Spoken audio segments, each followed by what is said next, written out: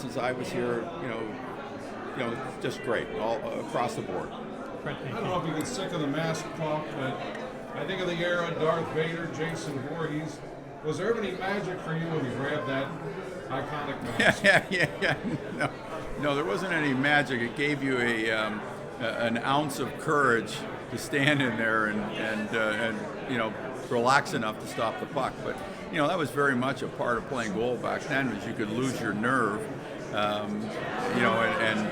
mask gave you a sense of comfort, albeit when you got hit, you realized it wasn't much comfort. World Hockey Association, for the generation that grew up after it, what was it like in the WHA, and what was the adjustment to the NHL when you got here? WHA, here's what best part about the WHA were the great players that I watched growing up: Gordie Howe, Bobby Hull, Pat Stapleton, Dave Keon, and just how genuine they were. That generation was so similar to others. When I came here, there was Stan Musial, right, Mike Shannon. They're all the same, right? If you were in the group, you were in the group because you're good enough to be there. They didn't hold position over you.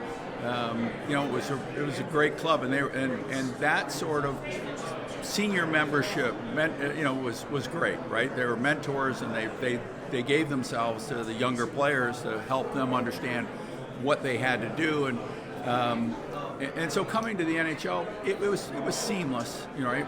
We had good players in the WHA, but it was that generation before me.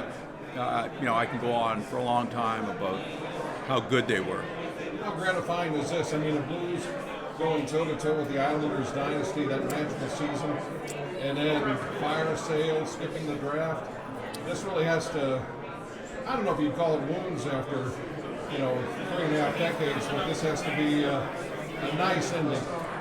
It is a nice ending. I was always thrilled that the team stayed here. It would have been, everything that you've seen since then and all of the history would have been washed away.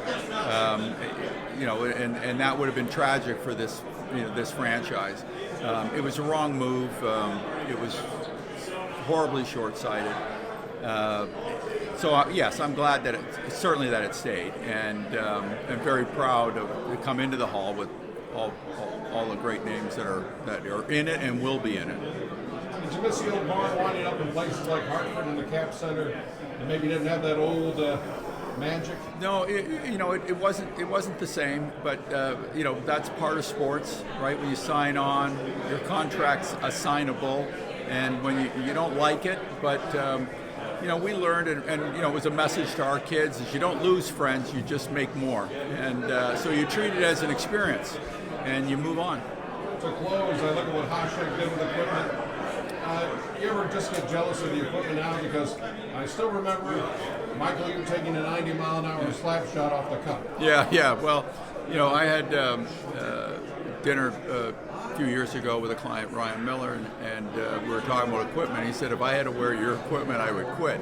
And I said, well, Ryan, I said the same thing to Glenn Hall. If I hadn't played without a mask, I wouldn't have. So, it's just the evolution of the game, and that's why it's difficult to compare generations, and I tend not to do that, and respect to everybody who played at this level.